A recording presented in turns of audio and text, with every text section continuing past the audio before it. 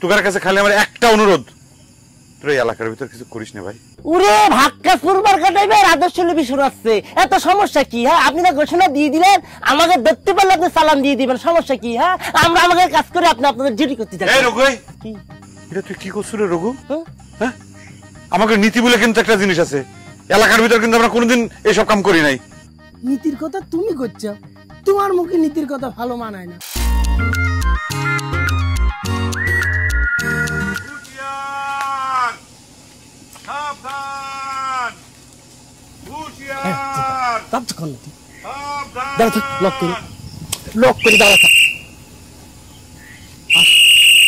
আসলে একটা স্যালুট দিবি কিন্তু, ঠিক আছে?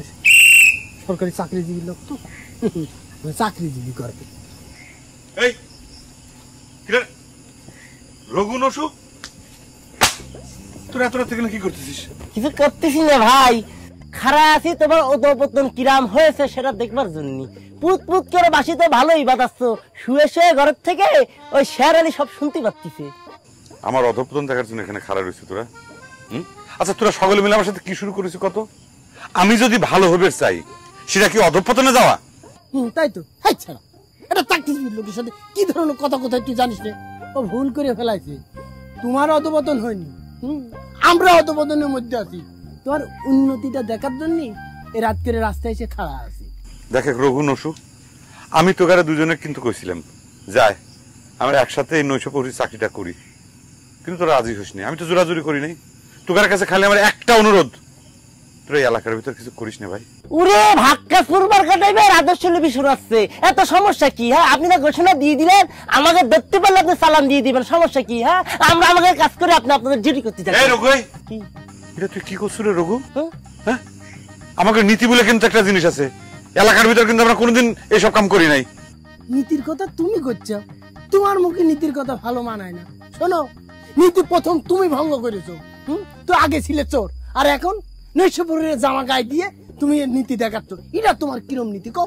ওরে এত কথা কই লাভ নেই তো, তার থেকে একটা কাজ করি, আমরা শেরালি বাড়িতে অপারেশন করি, তুমি আমাকে ধরে নিয়ে শেরালির কাছে জমা দাও, শেরালি তোমার চাকরি উন্নত করে দিবেন। এই উল্টে পাল্টা কোনো কথা কব না। তোমার কি ধারণা আমি শের আলীর স্বার্থ উদ্ধারের জন্য আমি এই কাম করতেছি? আমি ভালো হচ্ছি শের আলীর জন্য? তোমার ব্যবহার দেখে তাই মনে হচ্ছে।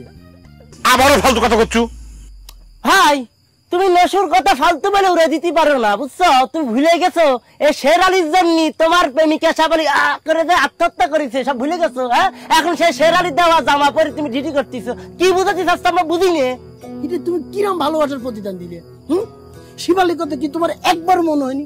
এই জামাটা গায়ে দেওয়ার সময় একবারও শিবালির মুখটা তোমার চোখের সামনে ভাইজে উঠেনি?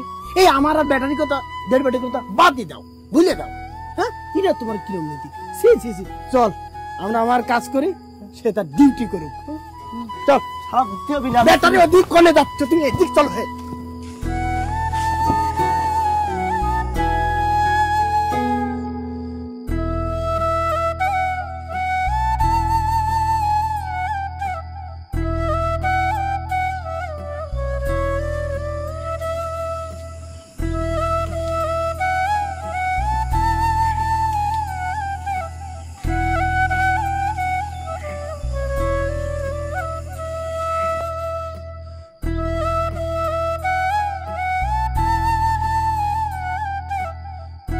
এই শের আলীর জন্য তোমার প্রেমিকা সাবলি করে যে আত্মহত্যা করেছে, সব ভুলে গেছো? হ্যাঁ এখন সেই শের আলীর দেওয়া জামা পরে তুমি ডিউটি করতেছো, কি বুঝাতে চাচ্ছ আমরা বুঝিনি।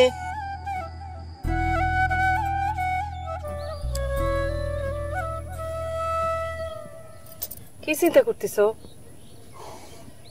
না চিন্তা করতেছি তোমার যে বিয়ে ঠিক হয়েছে এই কথা তোমার কাছে কি ডাক হয়েছে? তোমার ভাই ভাইজান ভাবিক দেখো আছে, সামনে শুক্রবার আমার লোক দেখতে আসবে, যদি পছন্দ হয়ে যায় সেদিনই নাকি বিয়ে পড়াই দিবি। পছন্দ হলি মানে তোমার দেখলে তারা পছন্দ করবি না? পছন্দ 100% করবি। শুনো, আমার মনে হচ্ছে কি জানো, এই যে বিয়ের কথাবার্তা সবকিছু আগে থেকে পাকা করে রাখছে, ওই মেয়ে দেখা দেখি এই সমস্ত গিলে নাটক।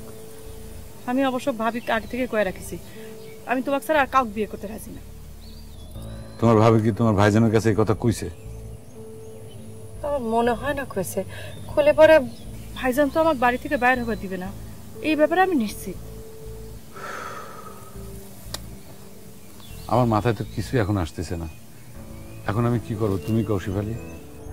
আচ্ছা ভাবি ভাই করার আগে চল এক কাজ করি, আমরা দুজন একসাথে যতদূর পারি পলাই যাই, বহু দূর পলাই যাই। যত দূরে আমরা পলা যাই না কিসের জন্য, তোমার ভাইয়ের লোকজন ঠিক আমাকে ধরে নিয়ে চলে আসবে। আচ্ছা আমার ভাইজানের দলের লোক আছে, তোমার দলে কোনো লোক নাই যারা তোমার বিপদে তোমার পাশে খাড়া হবে? আছে, আমার দলের লোকজন আছে, কিন্তু তারা তো তোমার ভাইয়ের দলের লোকজনের সাথে টক্কর দিয়ে পারবি না। তোমার ভাই মেলা ক্ষমতাশালী, টক্কর দেওয়ার জন্য তোমার ভাইয়ের চাইতে আরো বড় ক্ষমতাশালী কাউকে দরকার। অবশ্য জেলখানার মধ্যে এরকম একজন ক্ষমতাশালী মানুষের সাথে আমার পরিচয় হয়েছিল। সে আমাকে কইছিল যে আমি যদি কোনোদিন কোনো বিপদে পড়ি তার জন্য আমি জানাই, সে আমাকে সাহায্য করবে। তাহলে পরে তার খবর দাও, কোন সে লোক? সে তো পাবনা জেলখানায়। সমস্যা নাই, আমি দরকার হলে জেলখানার গেটে যায় তার সাথে দেখা করলাম।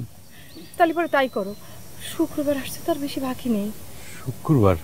হ্যাঁ, কিন্তু শুক্রবারে তো জেলখানাও বন্ধ থাকে, জেলখানার গেট বন্ধ থাকে, তাহলে পরে তার সাথে দেখা করবো কেবা করে?